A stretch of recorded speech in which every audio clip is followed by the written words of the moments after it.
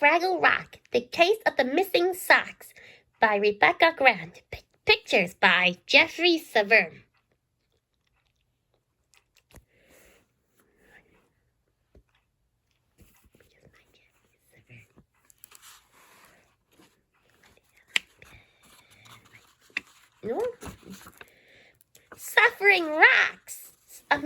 Suffering socks.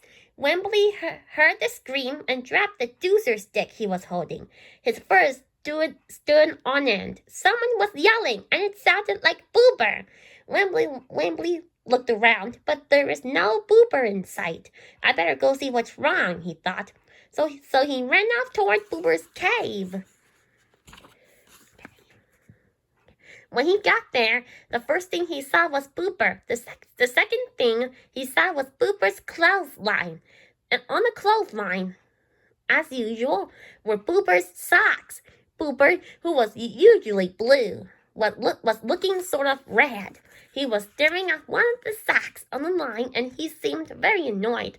"What's the matter?" Wembley asked. "I heard you yell."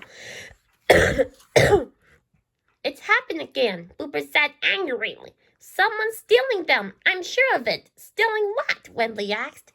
"Stealing my socks. Every morning I come to take my socks down off the line, and every morning one sock is missing." "That's impossible," Wembley said. Fraggles never steal. It's not possible. It's not impossible," Boober retorted. "Look," he pointed to an empty space in an even row of socks. One of them was definitely missing. A Fraggle stealing anything was about as difficult to imagine as a doozer going swimming. But the sock was gone. "What are you going to do?" asked Boober. "I'm going to catch whoever it is," Boober said. "I'm going to build a trap for a sock thief." "Can I help?" Wembley asked politely. He was a very helpful Fraggle. "I guess so," Boober said grimly. "Oh, unless you're the one who's been stealing my socks." "Boober!" Wembley cried. "I'm sorry," Boober muttered. "I don't know what's gotten into me. I'm just so upset." "That's okay, Boober," said Wembley. "We'll find out what's been happening to your socks together." So Wembley joined Boober in collecting the sticks and strings and other things needed to build a trap. Wouldn't it be easier just to watch the socks until someone decided to steal one?" Wembley asked as they worked.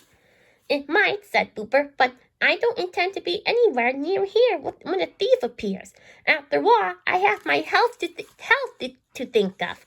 It took Boober and Wembley all day, but finally the trap was finished. Wembley and Boober lay awake in the dark, waiting for the sock thief to strike. As they lay there, Wembley started thinking. "Boober," he asked, "why do you suppose only one sock is stolen every night?" "I have no idea," Boober said grumpily. "Maybe it's not a Fraggle who's stealing your socks," Wembley went on. "Maybe it's a horrible, one-footed, hopping something or the other." "I haven't thought of that," said Boober, wishing that Wembley hadn't thought of it either. Or maybe Wembley was just warming up. "It's a big, blue-nosed gripple looking for a nose warmer. It's enough to curl your tail just thinking about it." It was more than enough to curl Boober's tail. In fact, it tied his tail into an unusually big knot. His tail. Suddenly, there was a noise. The trap house sprung. Boober and Wembley looked at each other. "Maybe," Wembley began.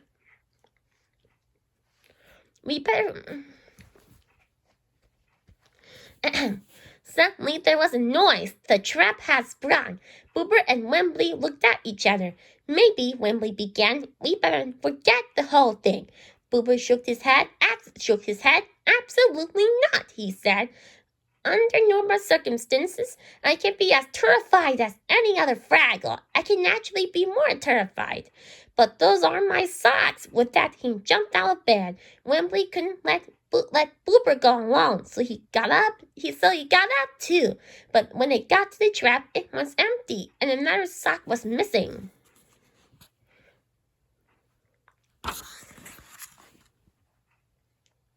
Well, Wembley said, I guess we're too late. Can we go back now? Shh, Booper said, holding out his hand. Do you hear something? There was a strange, fluffing, rustling noise in the tunnel ahead of them.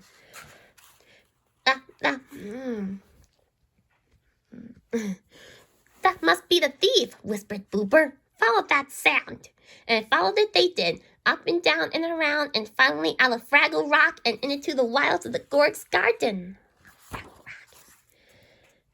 Do we have to do this? Asked Wembley. It's very dark out here. I had to save my socks, Booper said, even if something evil or terrible has taken them, which it probably has.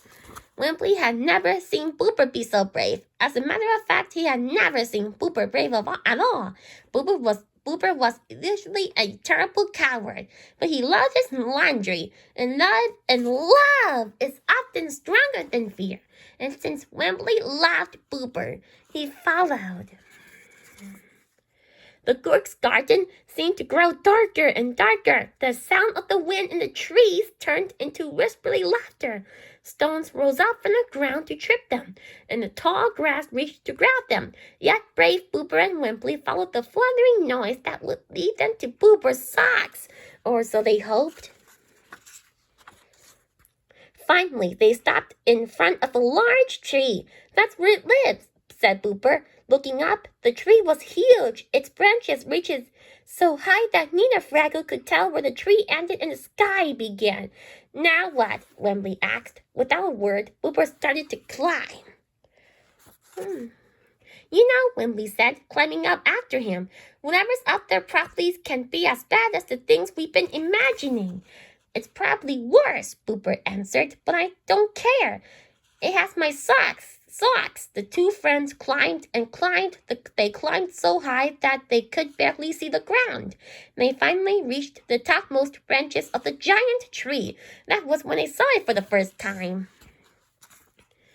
It's a little flutter bug, cried Booper, almost flying out of the tree. So this is where they live, and they are your socks, Wembley breathed. I guess flutterbugs like socks as much as you do. No, said Booper gently. Look again, Wembley said, Wembley did, and what he saw made him start to smile. 5 of Booper's socks were hanging from a branch, all in a row. Inside each one was a tiny baby flutterbug being rocked to sleep by the night breeze. Without another word, Booper and Wembley climbed down the tree again.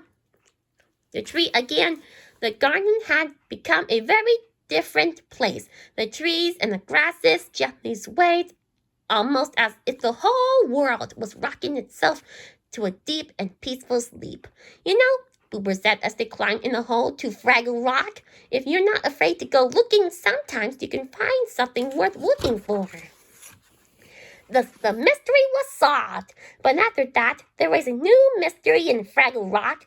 Every once in a while, Booper will leave just a single sock on his clothesline. None of the other Fraggles knew why, and Booper and Wembley weren't telling.